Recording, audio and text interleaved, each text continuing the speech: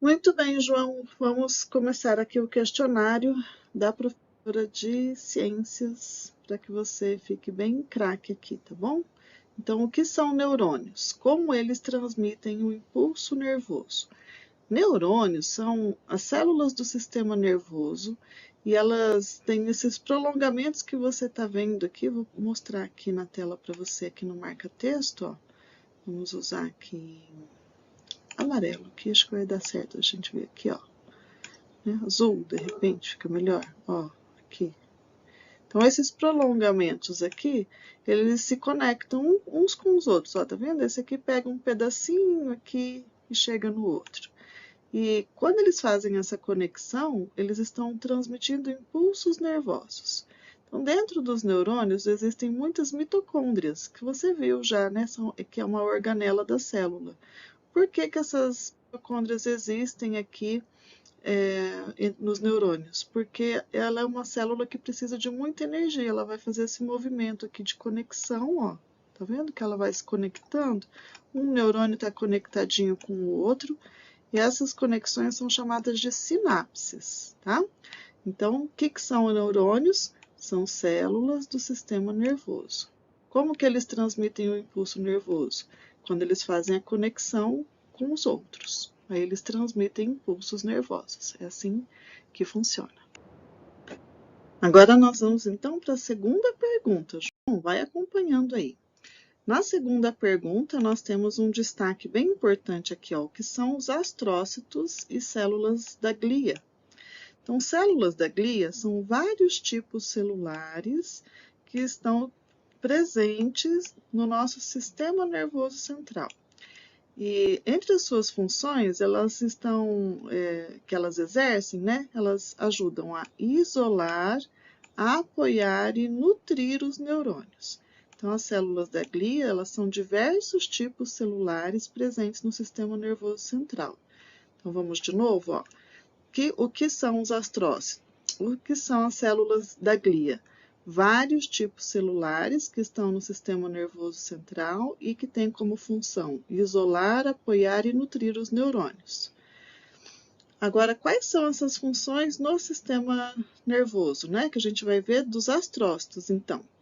Os astrócitos são células da neuróglia, desse pedacinho aqui que nós estamos estudando, que são chamadas células da glia também.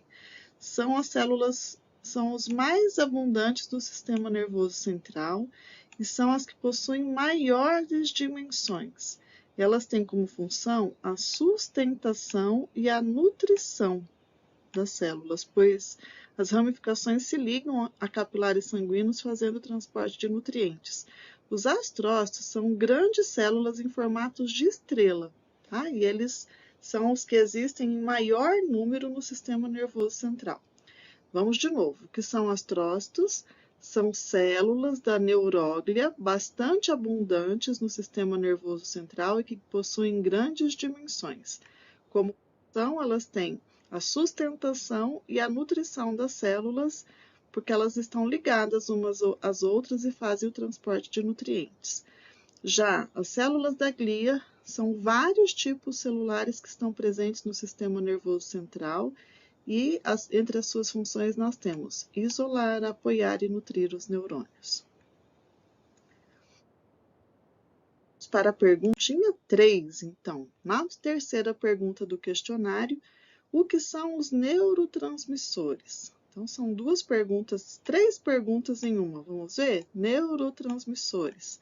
Mensageiros químicos do cérebro. Olha que fácil.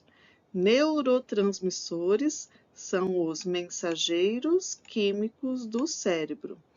Quais são as funções específicas? Eles são responsáveis por passar informações entre um neurônio e outro. Então, eles se comunicam, tá? Então, se eles são mensageiros, eles estão fazendo o quê? Falando um com o outro. Como que eles falam um com o outro? Quando eles se tocam, né? Cada neurônio é responsável por produzir um único tipo de neurotransmissor. Essa substância que possui uma função determinada e ocorre em áreas específicas do sistema nervoso. Vamos ver os exemplos na próxima tela. Vamos lá? Os exemplos de neurotransmissores, então, que nós estamos vendo aqui do slide anterior, né, são as endorfinas e encefalinas. Elas são substâncias que fazem com que a gente fique feliz, alegre, né, eufórico. Quando, por exemplo, quando você tira uma boa nota na prova, o que acontece com os neurotransmissores aí? Eles liberam endorfina. Então, endorfina e encefalina que vão fazer com que você vibre com a sua nota, que é o que vai acontecer com a prova de ciências, tá? Já a serotonina é uma substância que influencia processos fisiológicos, como percepção sensorial. Então, as coisas que a gente pega, que se está frio, se está calor, se estamos sentindo sono, se temos fome, se estamos bem ou mal-humorados. Então, produção de serotonina vai mexer com o nosso humor, com o nosso apetite e com tudo que sentimos, tá? São neurotransmissores, então, que fazem isso pela gente. Já os neurotransmissores que produzem dopamina, veja que cada um deles tem uma função, tá? Então, nós temos aqui, ó, cinco estilos. A dopamina, ela é relacionada a sensações de prazer. Também a coordenação de atividades motoras e a regulação dos movimentos. Então, aqui tem uma coisa bem legal, João, que é assim, ó. Quando você faz atividade física, depois que você habitua, né, a fazer, vou dar um exemplo, ó, você veio jogar bola aqui fora com o pai. Você fica satisfeito, fica se sentindo satisfeito pela atividade de ter jogado bola, porque ali você uniu os seus movimentos e a sua coordenação de atividades motoras. Então, isso gera uma sensação de bem-estar. Por isso que é muito recomendado que as pessoas façam atividade física, né? Porque quando faz uma atividade física, o corpo libera a sensação de prazer. E o nome disso é dopamina, tá? Agora nós vamos ver um chamado noradrenalina. A noradrenalina, ela tem influência sobre o nosso humor, se estamos bem ou mal-humorados, se estamos ansiosos, se estamos sentindo muito ou pouco sono e como é que a gente se alimenta. E temos também a acetilcolina, que tem relação com a memória e o aprendizado. Então, nesse momento, seus neurônios precisam te ajudar com muita produção de acetilcolina para que você vá bem na prova aprendendo o conteúdo. Então, acetilcolina, memória, noradrenalina, humor e ansiedade, dopamina, satisfação e prazer com atividades físicas, serotonina, processos fisiológicos, tudo que você sente, e endorfinas e encefalinas promovem sentimentos de felicidade e também, olha aqui que legal, elas atuam de maneira analgésica, bloqueando ou diminuindo a dor. Então, às vezes, acontece de você, por exemplo, tá jogando bola, que vamos pegar de novo, quebrou a unha, igual hoje, né? Quebrou a unha do dedão.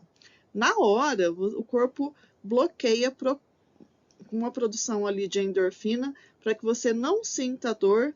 Por quê? Porque tem uma produção grande de dopamina. Você está satisfeito ali com a coordenação com as suas atividades que você está realizando. O corpo bloqueia isso, gera uma situação analgésica e você só vai sentir depois que parou de jogar bola. É assim que tudo funciona. Tudo na ciência age em cima, né, da nossa vida aqui. Muito bem, agora nós vamos ver as diferenças entre as células eucariótica e procariótica, tá? Aqui nós temos um esquema, um desenho esquemático que representa uma célula eucariótica e que representa uma célula procariótica. Diferença básica entre esses dois tipos está na estrutura celular. A célula procariótica não tem núcleo e a sua estrutura é mais simples. A célula eucariótica tem núcleo e a sua estrutura é mais complexa. Então, esse é um desenho importante de você gravar. Ó, as células eucariotas ou eucarióticas, tanto faz, tá? Elas têm núcleo, tem o nucleolo, tem mitocôndrias, tem retículo endoplasmático e ribossomas. um desenhozinho aqui que talvez você tenha que identificar na prova. Olha bem para ele, tá? Ó, retículo endoplasmático é essa parte mais compridinha. O núcleo o nucleolo é a parte menor do núcleo, ó. O nucleolo está dentro do núcleo. As mitocôndrias são essas rugosinhas aqui em volta. E os ribossomos são sempre os pontinhos menores que acompanham aqui a célula. Já as células procarióticas, elas não têm núcleo, mas têm um nucleolo, que é essa parte grande toda aqui, ó. Elas vão apresentar uma cápsula que a protege, né, em relação ao meio. O flagelo, que é o que faz com que ela se movimente, que é esse rabinho que ela tem aqui. A parede celular, que protege, né, o que contém dentro da célula em relação a essa parte da cápsula. Aí nós temos a membrana plasmática, que fecha mais um pouquinho ainda a célula procariótica, e também temos ribossomos, que são bem parecidos lá com as células eucarióticas. Mas aqui nós temos que gravar qual é a principal diferença entre dois tipos. A principal é que nas células procarióticas nós temos núcleo e uma estrutura simples, ausência do núcleo e estrutura simples, e a célula eucariótica tem núcleo definido e uma estrutura mais complexa. Então, de novo, célula procariótica, ausência do núcleo e estrutura simples. Eucariótica, núcleo definido e estrutura mais complexa. Para simplificar, procura olhar bem o desenho e lembrar dele. Vamos para a próxima. Quais são as partes básicas que constituem qualquer célula? Então, aqui nós temos, ó, esse bem fácil, tá? Membrana plasmática, que é essa parte que envolve aqui por fora. O citoplasma, que é como se fosse uma gelatina aqui que envolve toda a parte da célula. E o núcleo, que é a parte mais central, tá? Então, membrana plasmática, citoplasma e núcleo. Partes constituintes básicas que nós vamos encontrar em qualquer célula. Agora nós vamos ver diferenças entre a célula animal e a célula vegetal. Célula animal vai estar nos tecidos animais, né?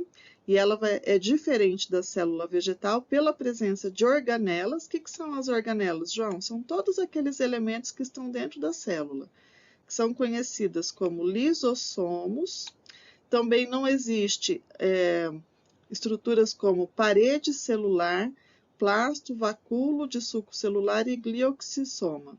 Então, basicamente, nós temos aqui na célula animal os lisossomos e na célula vegetal na célula animal nós vamos ter a presença de lisossomos e ausência da parede celular, plastos e vacúolo de suco celular. Então, vamos ver, ó, na célula animal, tem membrana plasmática? Tem. Na célula vegetal? Também. Na célula animal, tem parede celular? Não tem. Na vegetal, tem. Citoplasma, presente nas duas. Núcleo, presente nas duas. Lisossomos, só na célula animal. Complexo de Golgi, tem nas duas. Retículo endoplasmático, tem nas duas. Ribossomos, nas duas. Mitocôndrias, nas duas. Centríolos, vai depender, pode ser que tenha, né, dependendo do tipo de vegetal ou não. Peroxissomos, tem nas duas. Plastos, somente na célula vegetal. Vacúolos de suco celular, somente na célula vegetal. Então, o que não tem na célula animal que tem na célula vegetal? Parede celular, plastos e vacúolos de suco celular. O que não tem na célula vegetal que tem na animal? Lisossomos, só lisossomos. João, que legal, só uma coisa. Célula vegetal não tem lisossomos, na célula animal tem. na célula animal não tem parede celular, plastos e vacúolos de suco celular. Então, 3 coisas que não tem na parede, na célula animal e que tem na célula vegetal. E na célula vegetal é só uma coisa, só o lisossomo. Uma, componentes básicos do microscópio. Qual é a peça que tem a função de foco? A peça que tem a função de foco é o parafuso micrométrico, que está aqui, ó, essa rodelinha aqui que eu acabei de colorir de amarelo, que ela permite movimentar a mesa e ajustar o foco. Quais são os componentes? Vamos ver aqui. Nós temos componente ocular, onde você vai olhar, né, que é formado por uma ou mais lentes. O braço, que é essa parte redondinha aqui, que suporta todo o peso aqui mantém as lentes fixas em relação à amostra durante a análise. O parafuso macrométrico, parafuso macrométrico, que permite afastar ou aproximar a amostra da lente objetivo, então essa mesa desce ou sobe.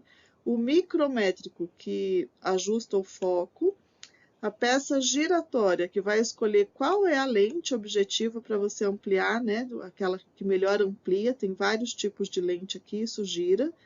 Uma lâmina de vidro, onde é uma peça sobre a qual é colocada a amostra a ser observada. A mesa, deixa eu pegar aqui no seu livro, que eu estou sobre a imagem agora, que é o local onde se coloca a lâmina de vidro. E a lâmpada, que é a fonte de luz que ilumina e atravessa a amostra. Então, ocular, braço, parafuso macrométrico, parafuso micrométrico, lâmina de vidro, mesa, objetivas, que são as lentes, a peça giratória e, por último, a lâmpada. Olha bem na imagem para você ficar bem tranquilo na hora de responder. Como funciona o microscópio óptico? Vamos descobrir. Ele tem 2 jogos de lentes, então tem a lente objetiva e a lente ocular, e elas são montadas em extremos opostos de um tubo fechado. Então, nós temos aqui, ó, a lente ocular aqui em cima e o objetivo aqui embaixo, e o principal objetivo é criar uma imagem real do objeto examinado quando se observa através da lente ocular. Aí a gente vê uma imagem virtual aumentada da imagem real. Então, como é que funciona? Aumentando a imagem através da lente. Tá? É assim que o microscópio óptico funciona. Como funciona o microscópio de varredura? Vamos entender? O eletrônico. Ele se baseia na utilização de um feixe de elétrons de pequeno diâmetro, que são definidos por um sistema de bobinas. Então, guia o feixe de modo a varrer, quer dizer, a passar sobre aquela amostra, né, que está numa plaquinha de vidro, ali tem um pedacinho de folha, por exemplo. Então, o feixe de elétrons passa em cima disso, explorando ponto a ponto, por linhas sucessivas e transmitindo o sinal do detector para uma tela catódica, onde você consegue visualizar isso. Ele é um microscópio eletrônico. Como funciona o microscópio eletrônico de transmissão? Permite a formação de imagens em grandes aumentos através da interação de um feixe de elétrons de alta voltagem com espécimes cortados em espessuras nanométricas, quer dizer que é muito fininho, de pequeno, lembra de anão, tá? Nano-anão. Pode ser utilizados em diversas áreas, como nas ciências biológicas e físicas e análise de materiais. Como é que ele funciona? Ele faz grandes aumentos através da interação de um feixe de elétrons de alta voltagem. Tá? É assim que vai funcionar. Agora nós vamos fazer um breve resumo sobre a história da microscopia, dos microscópios, né? Como foi que eles surgiram, tá? Então vamos lá? Primeiro que apareceu na vida. Deixa eu ver se eu consigo um outro tipo de aqui. Esse não, vamos tentar um outro. Caneta aqui, muito bem. No preto, no azul. O primeiro é o dispositivo de Zacarias e Hans Janssen. Ele surgiu em 1590, quando 2 holandeses, pai e filho, que fabricavam óculos, eles criaram um equipamento onde eles colocaram várias lentes em sequência dentro de um tubo. Foram colocando lentes ali dentro do tubo e usaram isso para ver os objetos. Qualquer tipo de objeto. O que eles observaram? Que quando eles olhavam por meio desse tubo cheio, né, de várias lentes, a impressão que dava era que esses objetos eles eram muito maiores do que quando eles eram vistos com uma lupa simples. A lupa você já usou, lembra que você inclusive conseguia colocar fogo em papel, quando colocava a lupa no sol e o papelzinho, né? Então, Zacarias e o pai deles fizeram esse experimento em 1590. Depois disso, em 1624, nós temos o instrumento de Galileu. Galileu Galilei, olha que nome interessante, né? Ele projetou um instrumento com 3 lentes. Elas eram posicionadas dentro de um tubo metálico também, e dessa forma eles conseguiram ampliar a imagem até 30 vezes. O que o Galileu fazia com isso? Ele começou a observar detalhes do corpo de pequenos insetos que não conseguia ver a olho nu, por exemplo, os olhos de uma mosca. Já nós temos aqui os estudos de Robert Hooke. No século XVII, Hooke também construiu um microscópio feito de partes móveis. Ele movimentava aquilo, como hoje nós temos a movimentação dos microscópios atuais, mudando as lentes. A dele talvez fosse ainda mais rudimentar. Ele conseguia aumentar a imagem até 30 vezes. Para ter uma imagem nítida e ampliada em seu instrumento, a distância entre as lentes era modificada pelo giro de um parafuso. Igual eu te mostrei ali que tem aquela rodinha que movimenta para o foco, né? Ele escreveu um livro bem importante sobre as suas observações, que tem bastante uso e base importante para a área de ciência, tá? Todo mundo se baseou nele aí. Agora nós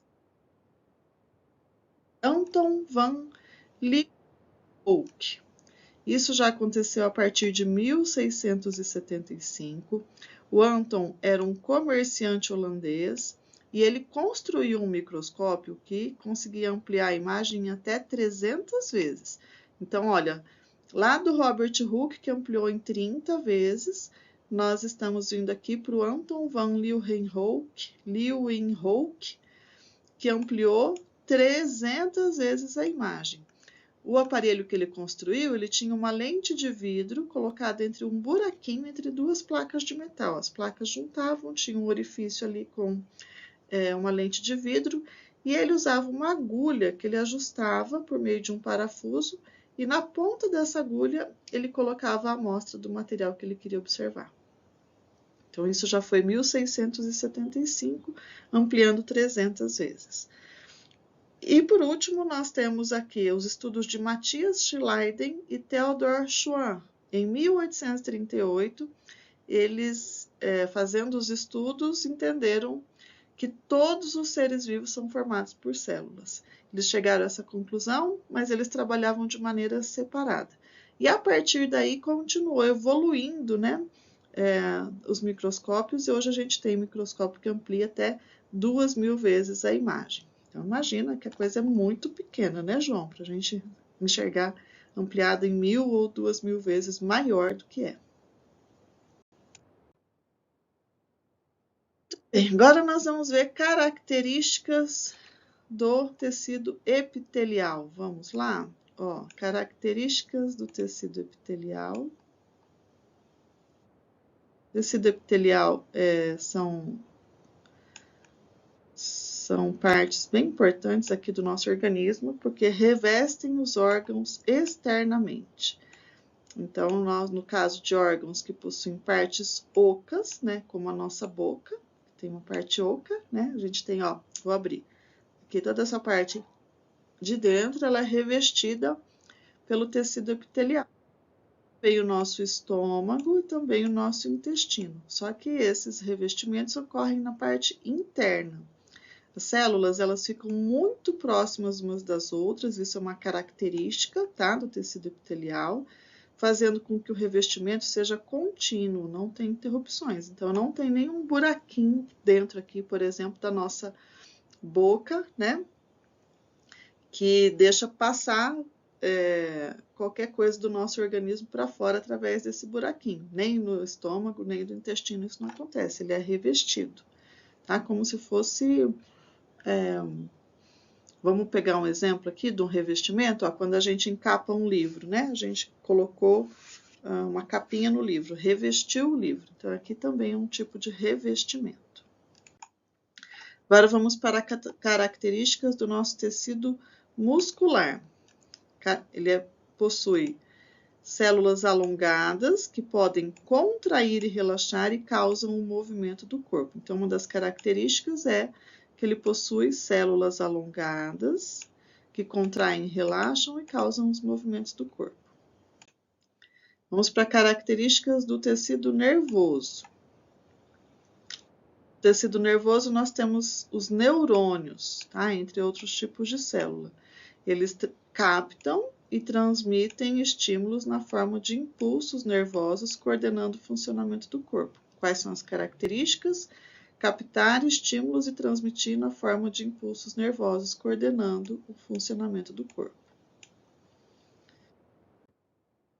Características do tecido adiposo. O tecido adiposo é a parte de gordura, tá, João? Então, nas células existe grande quantidade de gordura. Características desse tecido adiposo é que vai ter células com grande quantidade de gordura. Essa gordura ela fica acumulada quando a quantidade de comida, né, de nutrientes que você come em forma de gordura ou de açúcar. Então, por exemplo, quando você come sorvete, que é puro gordura e açúcar, e você não joga uma bola depois, você não faz uma atividade física, essa gordura e esse açúcar ficam acumulados no tecido adiposo, por isso que fica assim, sabe, gordinho, né? A reserva de gordura ela é utilizada pelo organismo quando existe falta de nutrientes que fornecem energia. Então, quando você não se alimenta direito, né, não tem ali, não comeu nada que tinha ou gordura ou açúcar, faltou nutriente para energia, o organismo vai buscar onde? No tecido adiposo. Então, qual é a característica do tecido adiposo? Nas células, a grande quantidade de gordura acumulada, tá? Essa gordura é acumulada quando você come mais coisas que possuem gordura e açúcar, que servem para gerar energia, do que a energia que você gasta. Então, por isso que existe esse desequilíbrio. Agora vamos ver a sequência dos níveis de organização do corpo humano. Esse aqui precisa guardar, tá? Então, a primeira coisa que nós temos é a célula, em seguida vem o tecido, os tecidos, que formam os órgãos, que formam os sistemas e que, enfim, formam o organismo. Então, célula, tecido, ó, tecido adiposo, tecido epitelial, todos esses que a gente viu. Órgãos, por exemplo, o estômago. Sistema, por exemplo, sistema digestório. E aí, então, o organismo. Quem é o organismo? O conjunto de tudo, ou seja, cada um de nós. Célula, tecido, órgãos, sistemas e organismo. Tá? Essa é a sequência correta. Lembra do início das letras. Vamos pegar, ó. C de célula, T de tecido, O de órgãos, S de sistemas e O de organismo. Então, cetoso. Lembra do cetoso? Células, tecidos, órgãos, sistemas e organismo. Célula, tecido, órgão, sistema e organismo. Agora nós vamos para as células tronco. O que são as células tronco? Elas são células que podem se diferenciar em células especializadas. São muito importantes para o nosso organismo, porque garantem desenvolvimento e renovação das células ao longo da nossa vida. Nossas células vão se renovando, né? Vão morrendo as velhas e surgindo novas. Então, nós temos aqui como exemplos e suas funções as células intestinais, que absorvem os nutrientes produzidos durante a digestão. Os glóbulos vermelhos, que transportam o oxigênio do pulmão para o tecido e retiram gás carbônico para eliminar pelo pulmão. Então, glóbulos vermelhos fazem transporte do oxigênio. As células de revestimento revestem, né, cavidades internas do corpo, superfície externa e cavidades internas. Então, a boca, né, e, por exemplo, o intestino e estômago. E os nossos neurônios, cuja função é transmitir impulsos ao cérebro. Então, vamos ver de novo. 4 exemplos de células-tronco e suas funções especializadas. Células intestinais absorvem nutrientes. Glóbulos vermelhos transportam oxigênio. Células de revestimento revestem superfícies externas e cavidades internas do corpo. E neurônios transmitem impulsos aos cérebros. Então, nós temos aqui no desenho vários tipos também de células-tronco. Ó, célula nervosa, cardíaca, fígado, intestino, muscular, sanguínea, que são os glóbulos vermelhos, tá? Como é dividido o sistema nervoso? Cite os componentes de cada um. Então, aqui... então, João, boa notícia, estamos terminando. O sistema nervoso ele é dividido em dois. Sistema nervoso central e sistema nervoso periférico. O sistema nervoso central tem duas partes, o encéfalo e a medula espinhal. O encéfalo está dentro do crânio e a medula espinhal está dentro da coluna. Então, dentro do crânio tem o encéfalo e a parte da coluna aqui nas costas, né, onde tem a medula espinhal. Já o sistema nervoso periférico, ele é composto pelos nossos nervos aqui, ó, que começam no sistema nervoso central e atingem as diversas regiões do corpo. Nós vamos ver agora uma imagem que mostra isso para você entender melhor. Então, como é dividido o sistema nervoso? Só em dois. Sistema nervoso central e sistema nervoso periférico. Sistema nervoso central tem o encéfalo e a medula espinhal, ó, dentro do crânio. E aqui essa parte da coluna, tá? Cérebro, coluna. Sistema nervoso periférico tem os nossos gânglios e os nossos nervos. Duas coisas. Olha, os nervos são todas essas partes azuisinhas aqui. E os gânglios, né, eles estão distribuídos dentro do corpo, tá? Então, de novo, como é dividido o sistema nervoso central e sistema nervoso periférico. Sistema nervoso central dividido em encéfalo e medula espinhal e sistema nervoso periférico em gânglios e nervos. E parabéns, você fez a revisão, assista mais de uma vez. Isso vai ajudar bastante você na hora da prova. Quero te dizer que eu sei que é bastante conteúdo, que você vai precisar ficar bastante focado, bastante concentrado, mas eu também sei que você tem muita capacidade. Então, fica tranquilo, faz uma provinha bem tranquilinho, tá? Lembra sempre que você é um garoto que estuda, que faz a sua parte, que você, para não ficar nervoso, porque quando a gente estuda, a gente fica mais tranquilo. E aqui eu vou te ensinar a fazer uma coisa, ó. Quando você estiver respondendo a prova, presta bastante atenção nisso, que é bem importante. E você não lembrar de uma resposta, você vai olhar para cima, à direita, tá? Porque quando você faz isso, você ativa aqui uma parte do seu cérebro, que é onde ficou guardadas as informações que você estudou. Então, deu branco na hora da prova, ergue a sua cabeça, porque você está com a cabeça baixa aqui respondendo, né? Ergue a cabeça e vai olhar para cima à direita, na mão que você escreve. Olha lá para cima, para você ter mais facilidade de lembrar do conteúdo, tá bom? Um beijo no seu coração, amo você, uma boa prova.